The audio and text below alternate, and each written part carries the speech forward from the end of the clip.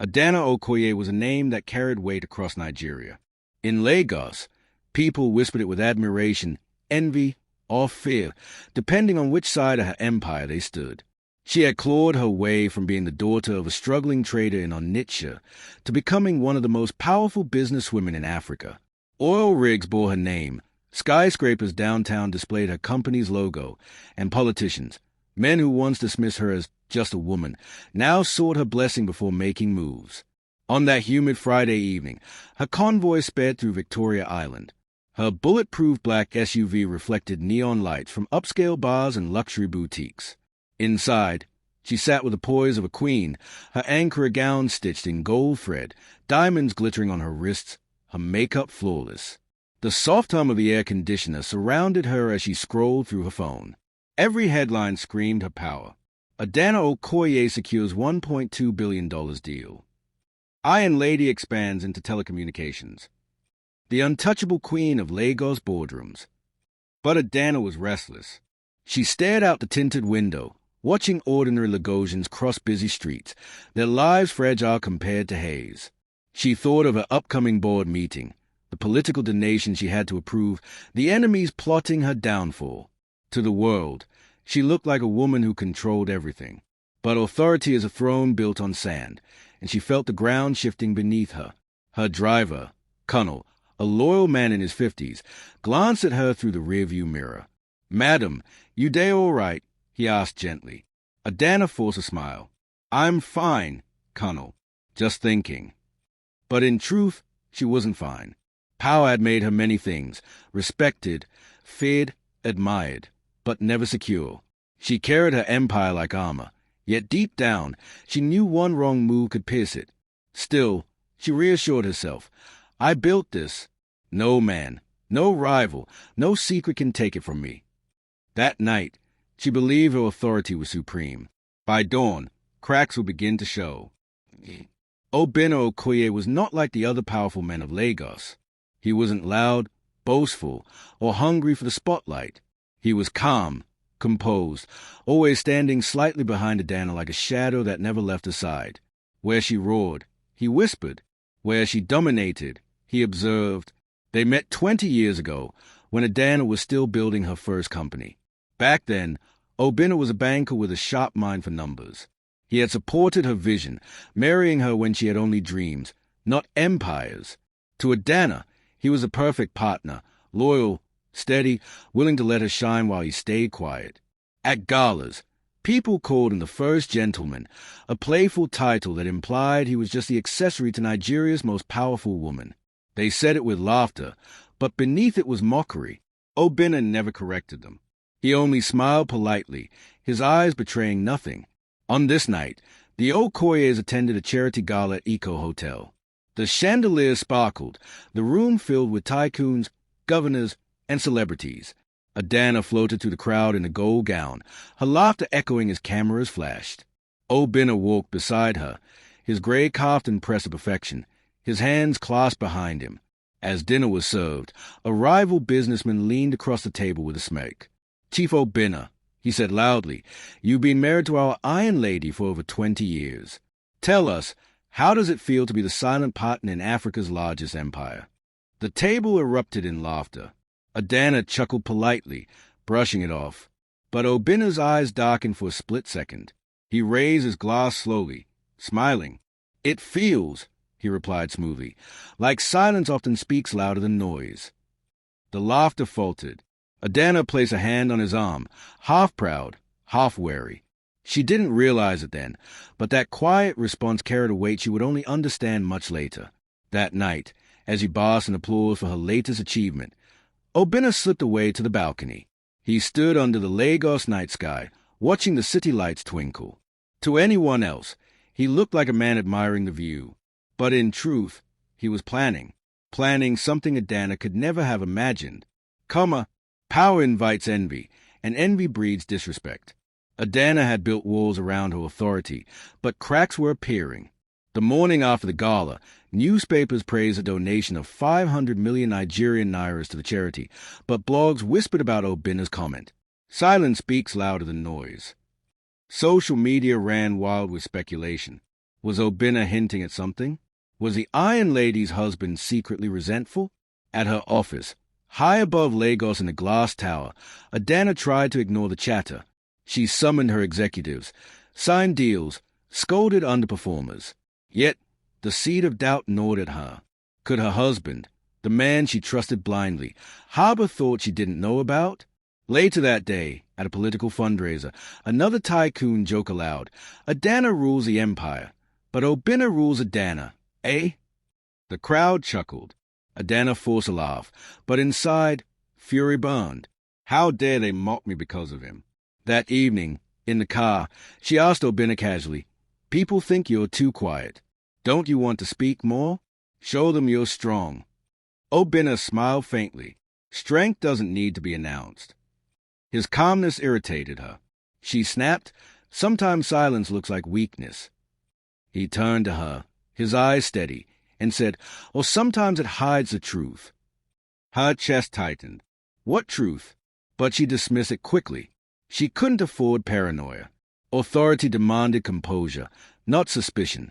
Still, the word replayed in her head all night.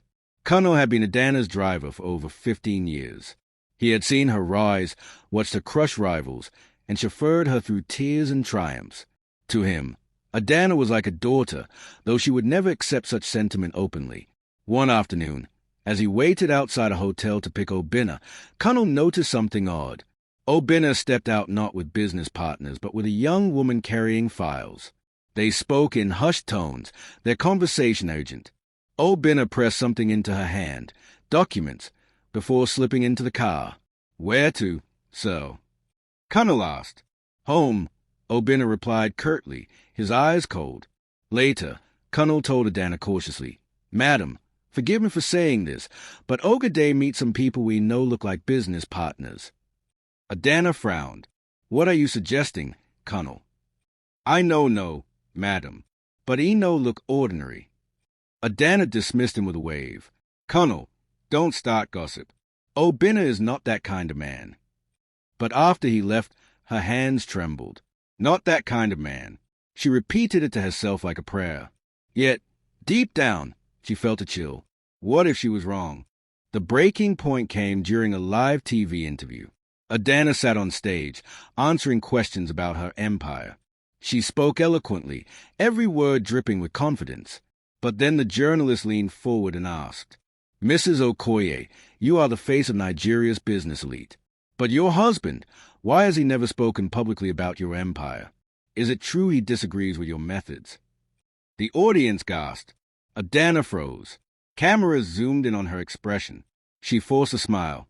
"My husband is a private man. Not everyone seeks the spotlight." But the journalist pressed. Private or silent because he knows something the public doesn't. The room buzzed with whispers. Adana laughed it off and ended the interview. But when she got home, her composure cracked. She stormed into their bedroom. "Obinna," she snapped. "What do they mean you disagree with me? Why do you let them think you're hiding something?"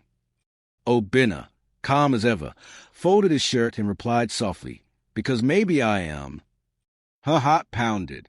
For the first time in her life, Adana, the Iron Lady, felt powerless. Adana had never been a suspicious wife. She believed control came from trust, not paranoia. But after the interview incident, a knot of unease formed in her chest. She started paying closer attention to Obinna's movements. One Thursday evening, after a tense board meeting, Obinna told her, "I'll be late tonight. Business errands." His tone was casual, but his eyes didn't meet hers. When he left, Adana called Kunnel. "Follow him. Quietly. Report back only to me."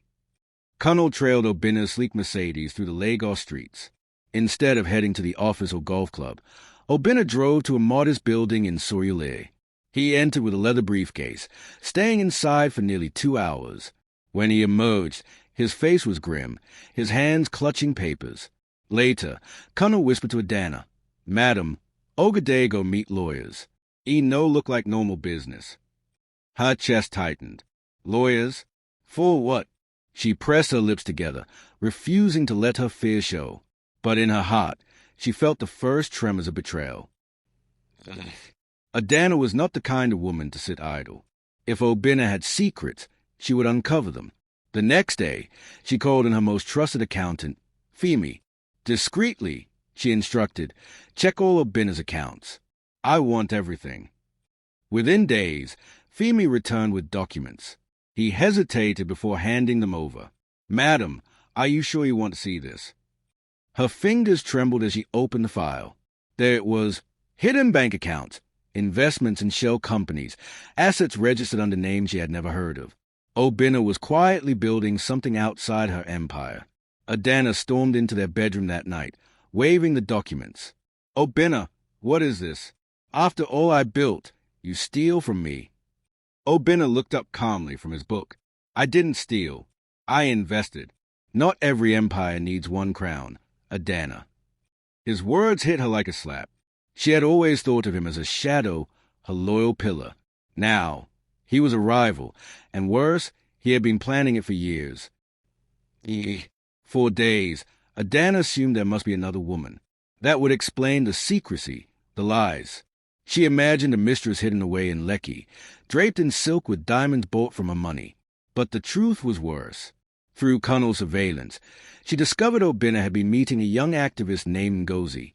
Not romantically, but politically. Ngozi was fiery, outspoken, and fearless, a 27-year-old community leader who had built a reputation exposing corruption in Lagos. And her latest target was none other than Adana's company. Kunnal's photo showed Obinna standing beside Ngozi at community centers, funding her rallies, even handing her files. Adana's stomach turned. So this is it. Not another woman, but an enemy. My husband is funding my enemy. The betrayal cut deeper than infidelity ever could. If Obinna had taken another lover, Adana could crush her. But how do you fight a woman who holds the truth, and has your husband as her ally? The whisper spread like wildfire. Social media erupted with photos of Obinna attending Ngozi's events. Bloggers speculated endlessly. Has the Iron Lady's husband switched sides? At a women's conference, Adana sat on stage, smiling as always, but in the audience, she overheard two women whispering, Authority no day house again. Her husband done disgrace her. She thought she was untouchable. Now her empire day shake. Her hands clenched on her lap. For the first time, she felt the sting of public mockery. Authority is fragile. Once people sense weakness, they circle like vultures. Even in her boardroom, she noticed a change. Her executives glanced at Obinna's empty chair, whispering among themselves. Deals stalled. Investors grew nervous. It was as if her empire had been built on a foundation only Obinna could hold steady. And now, he had chosen to knock it down. Adana, the woman once feared, now felt the walls of a kingdom closing in. The climax came during a high-stakes shareholders' meeting. Adana entered the glass-walled boardroom in her signature power suit, determined to silence the rumors. She laid out projections, profits, expansions. Her voice was steady, her smile sharp. But midway through, the doors opened. Obinna walked in, not as her husband, but as a shareholder, one with enough hidden stakes to demand a voice. Gasps filled the room. Adana froze. Obinna, what is this? He adjusted his suit, his face calm. The truth. He placed files on the table, evidence of land grabs, displaced families, corrupt deals Adana had buried. The room buzzed as shareholders flipped through documents. This is the empire you all think is untouchable, Obinna said, his voice steady. Built on blood and betrayal. It cannot stand. Adana's chest tightened. Never in her life had she been so publicly challenged. The woman who had silenced senators and crushed rivals was now being undone by the one man she thought she owned. As the boardroom erupted in debate, Adana sat frozen, her supreme authority crumbling before her very eyes. The fallout from the boardroom coup spread like wildfire. Within 48 hours, documents Obinna leaked and Ngozi appeared online. Screenshots of contracts, signed eviction orders, and land acquisition papers flooded social media. Families testified in shaky videos. They threw us out at midnight. They said Madam Adana's company owned our land. What had once been whispered accusations now became undeniable facts. Crowds gathered in Ajagun, Ohota, and Suryalir, carrying placards. Adana the tyrant. We want our land back. Power belongs to the people, not the Iron Lady. Adana watched news reports in horror. Her empire, carefully curated for decades, was now branded as a machine of exploitation. Her name, once synonymous with power, was now spat like a curse. At her mansion, protesters gathered, chanting through megaphones. Adana stood behind her tall glass windows, staring at them. For the first time in her life, she felt fear. The kind of fear that comes not from rivals, but from the people you ruled over. Her phone buzzed endlessly with calls from senators, business partners, and church leaders, but their tone was no longer flattering. It was cautious, distant, cold. Even her children, usually proud to carry the Okoye name, lowered their heads at school. "Mummy," her youngest whispered one night, "are we the bad guys?" The Iron Lady of Lagos felt her empire slipping from her hands. Not because of enemies she had crushed, but because her own husband had armed those enemies with truth. Within days, the Nigerian press swarmed like sharks. What started as community protests exploded into a national scandal. Major TV stations aired exposés, the dark side of Adana's empire. Journalists camped outside her mansion gates, flashing cameras at every car that entered. Bloggers ran with sensational headlines. From queen to criminal, Adana Okoye's fall. Is Obinna the real hero of the people? On live radio, callers mocked her downfall. "We thought she was a queen, but N.A. thief she be." Others debated whether Obinna was brave or foolish for betraying his wife. Adana tried to fight back with press releases, but every word sounded hollow. The more she denied, the more evidence Ngozi released. Every day, new files appeared, internal memos, bribes of politicians, inflated contracts. In one viral clip, Ngozi held up a folder at a rally, shouting, "This empire was built on the blood of the poor. Even her husband knows it. That's why he came to us." The crowd roared in approval. Adana watched the clip alone in her study. Her diamond bracelets clinked as she clutched a glass of brandy in her hand. She whispered to herself, "How dare he? How dare he?" For the first time, she realized money could not silence the truth, and that truth was turning her into Nigeria's most hated woman. Her greatest wound was not the protests, nor the headlines. It was her family.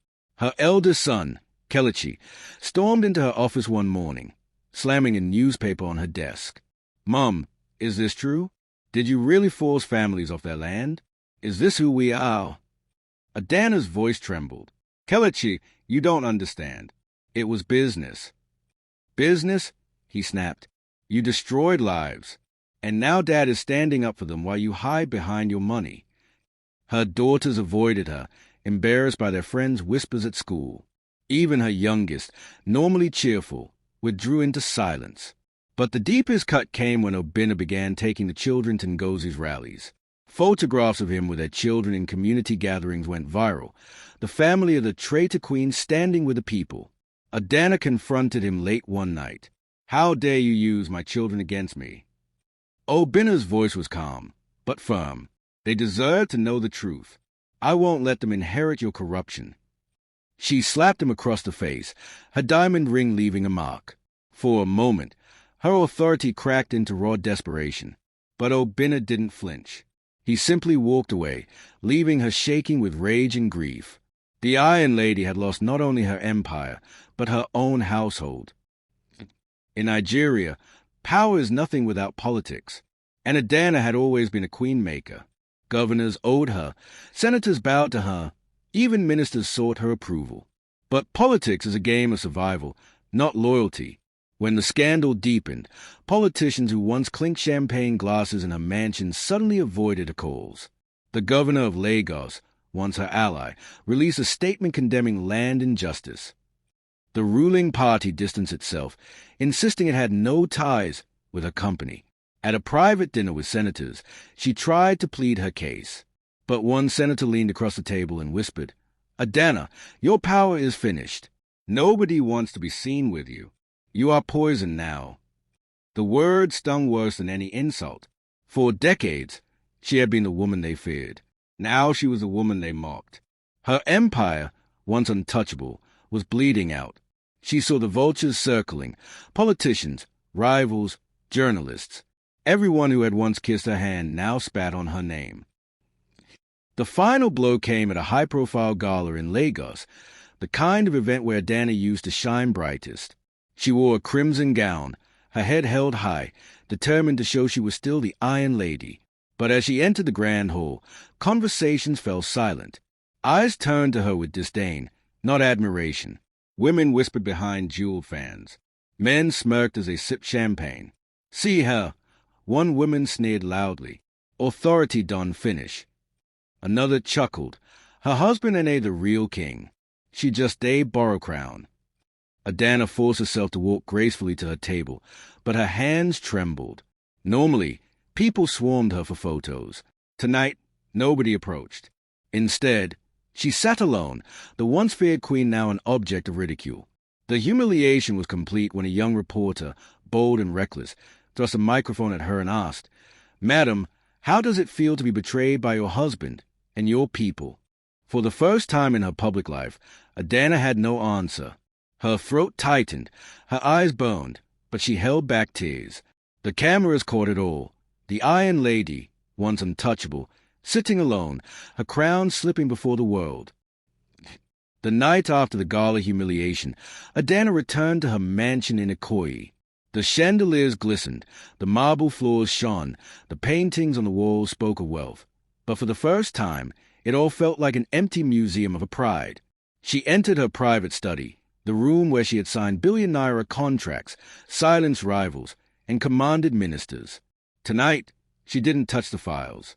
Instead, she poured herself a glass of brandy and sank into the leather chair. Her mind replayed every moment of her rise. The night she worked without sleep, the ruthless decisions she justified as business, the lies uprooted by her deals. She had always told herself she was building a legacy. But was it really a legacy, or just an empire of fear? Her eyes shifted to a framed photo of her and Obin on their wedding day. She looked radiant, ambitious. He looked calm, protective. Tears blurred her vision. "Where did we lose each other?" she whispered into the silence. For hours, she sat in that chair, stripped of her crown, confronting a truth she had avoided for decades. Power without conscience is weakness disguised as strength.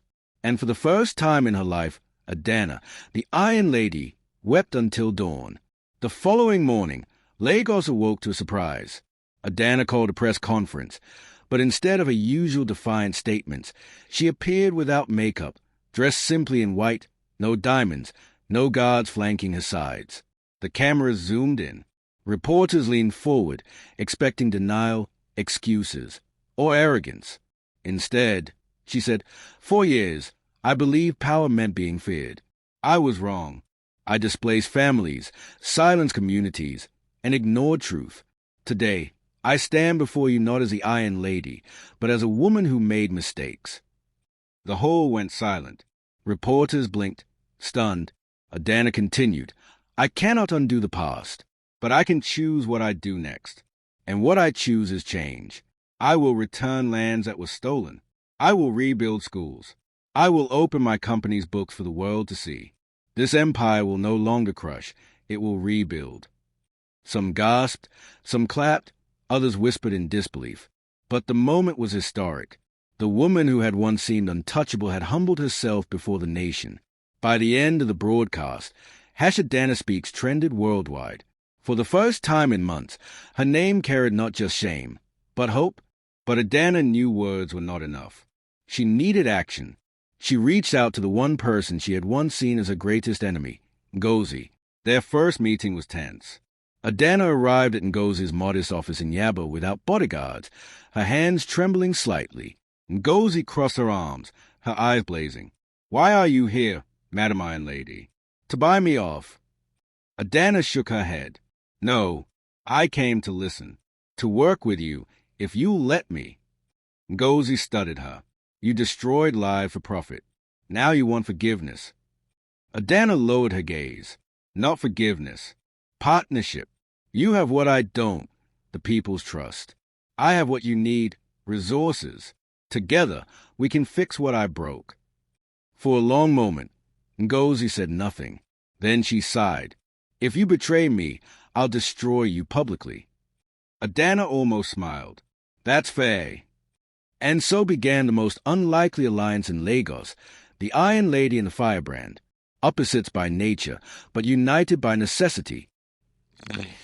Over the next year, Adana transformed her empire. She liquidated luxury assets and redirected funds into community projects.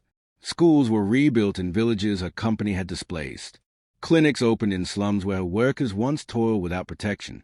Television crews followed her, but this time not for scandal, for progress. Nigerians watched in awe as Adana visited communities barefoot, sitting with widows and farmers, eating simple meals with them. The woman once unreachable was now within arm's length of the people. Ngozi guided her, ensuring promises became reality. Together, they launched the People's Foundation, a joint initiative between Adana's wealth and Ngozi's activism. Slowly, the public's perception shifted. They no longer saw her as a tyrant who displaced families, but as a woman trying to right her wrongs. One evening, Obinna appeared at one of her new schools. He stood at the back, watching her speak to children. When their eyes met, he gave her a slight nod. No words, no reconciliation yet, but in that silent gesture, Adana felt something she hadn't in years, his respect. 5 years later, Adana Okoye was no longer called the Iron Lady. That name belonged to her past. Now, she was known as a people's queen. Her empire, once built on fear, was rebuilt on service. Instead of bribing politicians, she trained young leaders. Instead of silencing communities, she invested in them. She was still powerful, but this time her authority came from respect, not intimidation. At a global summit in Abuja, she stood on stage beside Ngozi, now a rising political leader. Cameras flashed, applause thundered. Adana smiled and said, "True authority is not in how many bow to you, but in how many rise because of you." The audience erupted in standing ovation. Later that night, as she sat alone in her study, she looked again at the wedding photo of her and Obinna. A quiet smile touched her lips. She didn't know if their marriage would ever be the same, but she knew she had become the woman she was always meant to be. Not supreme, not untouchable, but human, strong, and whole. Her authority once looked supreme, but weakness had taught her the truth. The greatest crown is humility.